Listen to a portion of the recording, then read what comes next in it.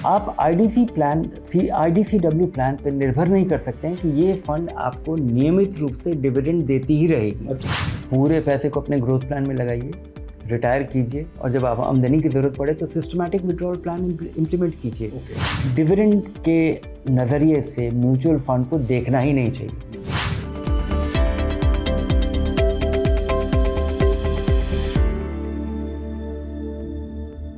नमस्कार और स्वागत है आपका निवेश का बड़ा सवाल में, जिसके नॉलेज पार्टनर हैं मेरे एसेट म्यूचुअल फंड।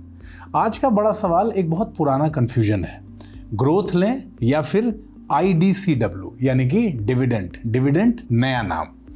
और इस नई टैक्स रिजीम के बाद ये सवाल और भी ज़्यादा दिलचस्प हो गया है पहले से, और इसको डिटेल में समझने के लिए हमेशा की तरह हमारे साथ हैं वैल्यू रिसर्च के CEO धीरेन्द्र कुमार।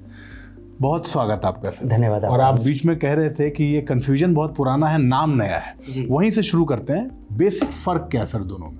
किसी भी इन्वेस्टमेंट से आपको रिटर्न मिलने का दो ही तरीका है, एक तो कि उसका दाम बढ़ता है और दूसरा बीच बीच में आपको कुछ फ़ायदा आपसे शेयर कर लिया जाता है। जब आप किसी कंपनी के शेयर में पैसा लगाते हैं तो कंपनी अगर अच्छा करती है तो उसका दाम बढ़ता है उस उम्मीद में कि कंपनी तरक्की कर रही है, ज़्यादा पैसे कमा रही है और इस कंपनी का वैल्यू बढ़ा है, इस वजह से उस अनुपात में इसका दाम बढ़ा है और बहुत सारे निवेशक उसका दाम देने को तैयार हैं।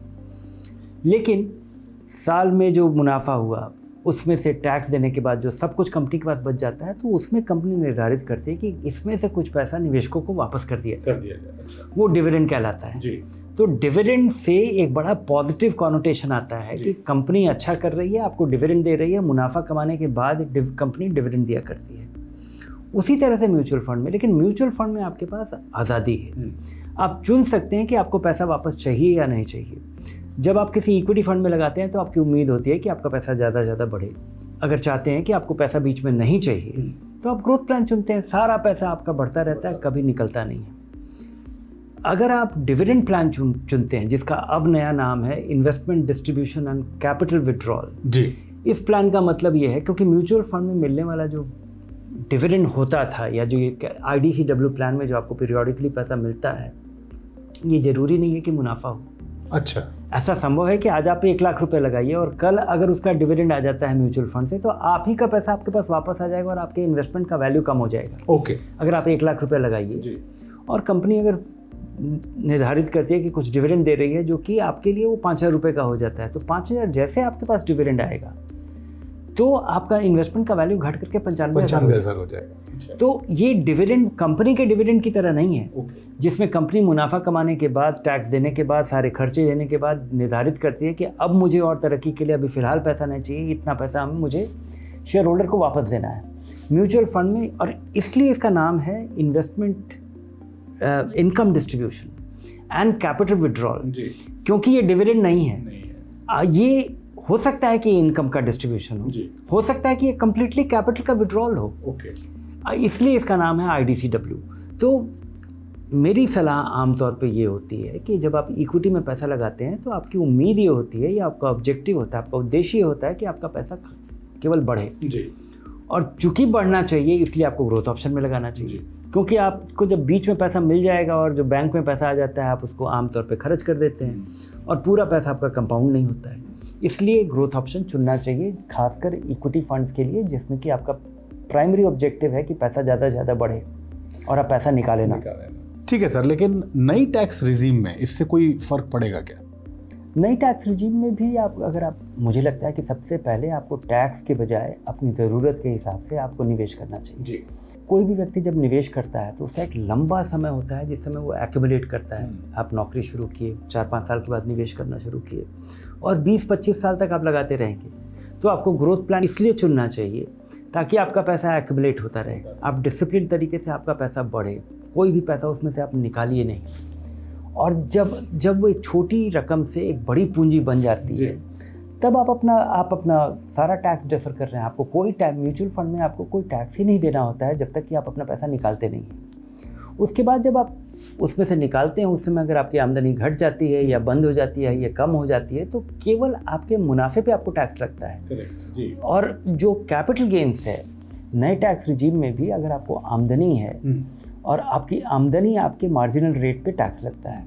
कैपिटल गेन्स पे आपको लॉन्ग टर्म कैपिटल गेन्स पे 15% लगता है और यहाँ पे सब कुछ लॉन्ग टर्म ही हो जाएगा। तो ये बेनिफिशियल भी है टैक्स पॉइंट ऑफ व्यू से भी, नए टैक्स रिजीम में भी आपके लिए ये बेनिफिशियल है। और उस समय आपको देखना चाहिए कि आपके पास अगर कोई और दूसरा साधन है और ये निकालिए, तो टैक्स के हिसाब से भी ग्रोथ प्लान ही आपके लिए बेहतर साबित होगा। लेकिन अगर आपकी पूंजी बहुत कम है, आप किसी कंजर्वेटिव प्लान में पैसा लगा रहे हैं और वहाँ से आप IDCW प्लान में अगर चुनते हैं और आप वहाँ से मिलने वाली जो आपको आमदनी है, जो डिविडेंड के तौर पे है, बोलचाल की भाषा में अभी भी मुंह पे डिविडेंड ही आता है IDCW के बजाय, तो ये जो IDCW प्लान के तहत जो आपके पास पैसा आता है उसको आपकी आमदनी मानी जाती है। और कुल मिलाकर के उस प्लान से आने वाला जो पैसा है वो अगर आपके टैक्स स्लैब से में जिसमें आप आते हैं या नॉन टैक्सेबल स्लैब में अगर आप आते हैं और उससे कम आमदनी है तो वो आपके लिए बेनिफिशियल है।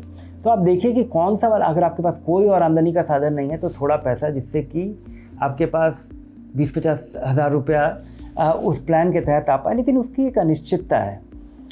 आप IDCW प्लान पर निर्भर नहीं कर सकते हैं कि ये फंड आपको नियमित रूप से डिविडेंड देती ही रहेगी। अच्छा जी। वो फंड के सरप्लस होने पे निर्भर करता है कि आपको वो डिविडेंड ID से आपके पास वो विड्रॉल आएगा कि नहीं आएगा। ठीक है सर, आप कह रहे हैं कि ग्रोथ प्लान में हमें इन्वेस्ट करना चाहिए। अगर लेकिन आपको नियमित रूप से पैसे की ज़रूरत हो, ऐसी स्थिति में आपको क्या करना चाहिए? पूरे पैसे को अपने ग्रोथ प्लान में लगाइए, रिटायर कीजिए और जब आप आमदनी की ज़रूरत पड़े तो सिस्टमैटिक विड्रॉल प्लान इम्प्लीमेंट कीजिए। और आपके उसी निवेश में एक छोटा सा भाग आपके पास रिडीम करके हर महीने आ जाएगा और आपकी इच्छा अनुसार आएगा।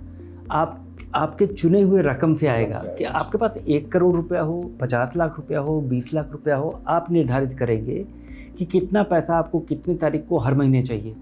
ये म्यूचुअल फंड के मुनाफा कमाने पे चढ़े हुए बाजार में, गिरे हुए बाजार पे निर्भर नहीं करता है। या आपकी इच्छा अनुसार आपकी ज़रूरत की रकम आपके हर महीने खाते में आ जाएगी। अच्छा सर, अक्सर लोग ये कहते हैं कि डिविडेंड जो है वही रिटर्न है, सच बात है ये? नहीं, लोगों का ये कहना कि डिविडेंड ही रिटर्न है, डिविडेंड भी रिटर्न है जी। क्योंकि जब आप किसी कंपनी के शेयर में पैसा लगाते हैं तो आप 100 रुपये में ख़रीदते हैं, 125 रुपये में अगर बेचते हैं तो आपका मुनाफा केवल 100 रुपये से 125 रुपये होने का जो 25 रुपये का अंतर है ये नहीं है जी। इस बीच में जब आप इसको होल्ड कर रहे थे उस बीच में जो डिविडेंड मिला वो भी आपका रिटर्न है, चाहे वो 2 रुपया हो, 5 रुपया हो, 100 रुपया हो जी। तो डिविडेंड और अप्रिसिएशन मिला के आपका रिटर्न होता है। म्यूचुअल फंड में ये नियम लागू नहीं होता है, क्योंकि म्यूचुअल फंड में आप आज लगा दीजिए 1 लाख रुपया और कल अगर डिविडेंड मिल जाता है तो और कल अगर आपको डिविडेंड 10,000 रुपये का मिलता है तो आपका आज लगाया हुआ 1 लाख रुपया घट के 90,000 हो जाएगा जी। और अगर आप अपने म्यूचुअल फंड को बेच देते हैं तो आपको 10,000 रुपये का कैपिटल लॉस हो जाएगा आपके अकाउंटिंग बुक्स में, और दूसरी तरफ आपके पास 10,000 रुपये का आमदनी हो जाएगा। तो आपका हुआ कुछ नहीं, ना पैसा बढ़ा ना घटा, लेकिन डिविडेंड आपके पैसे के स्वरूप को बदल देता है। तो डिविडेंड के नज़रिए से म्यूचुअल फंड को देखना ही नहीं चाहिए, क्योंकि कंपनी में फिर भी ये लागू होता है कि एक डिविडेंड पे करने वाली कंपनी थोड़ी स्टेबल होती है, उसका जो अर्निंग्स है वो थोड़ा ज़्यादा क्वालिफाइड है कि अगर एक कंपनी 100 रुपये कमाती है, दूसरी कंपनी भी 100 रुपये कमाती है, लेकिन 100 रुपये कमाने वाली एक कंपनी है जो कि 20 रुपये डिविडेंड भी देती है और दूसरी कंपनी नहीं देती है। तो आप इसके बारे में चिंतित होंगे कि अगर वो जो आपका 20 रुपये नहीं मिला है उस पर भी आपका रिटर्न अगर ज़्यादा नहीं मिल रहा है, उस पर अगर उस कंपनी के पास कोई साधन है पैसा लगाने का, तो लोग डिविडेंड को एक भरोसे का एक चेकलिस्ट के तौर पे देखते हैं कि ये ज़्यादा भरोसेमंद आमदनी का पॉइंटर है। लेकिन म्यूचुअल फंड में वो भी लागू नहीं होता है। तो आप बड़ी निश्चितता से केवल अच्छे फंड, अब ज़रूरत के हिसाब से एक अच्छे कैटेगरी और एक अच्छे फंड का चुनाव कीजिए, नियमित रूप से लंबे समय तक बढ़ाइए, लगाइए, उसको बढ़ाइए, और जब पैसे की ज़रूरत हो तो उसमें सिस्टमैटिक विड्रॉल प्लान सेटअप कीजिए। ठीक है सर, तो अब सबसे आखिर में जो लोग इस वक्त आपको सुन रहे हैं उनके लिए क्या होमवर्क देने जा रहे हैं आप इस बार? इसके लिए मेरा होमवर्क ये बड़ा सिंपल है कि एक कागज़ पे लिख करके रख लीजिए कि आपको जो मिलने वाला पैसा है वो आप ही का है, या तो वो बढ़ेगा या आपका पैसा मिल गया है तो उतना पैसा आपका नहीं बढ़ेगा, और लंबे समय में आप जोड़ के देखिएगा तो बात बराबर हो जाती है।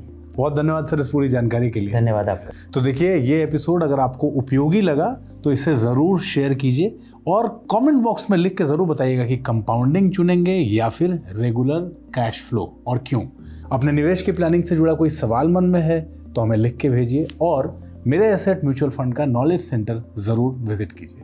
फिलहाल इस एपिसोड में इतना ही। नमस्कार। म्यूचुअल फंड निवेश बाजार जोखिमों के अधीन है। योजना से जुड़े सभी दस्तावेजों को ध्यान से पढ़ें।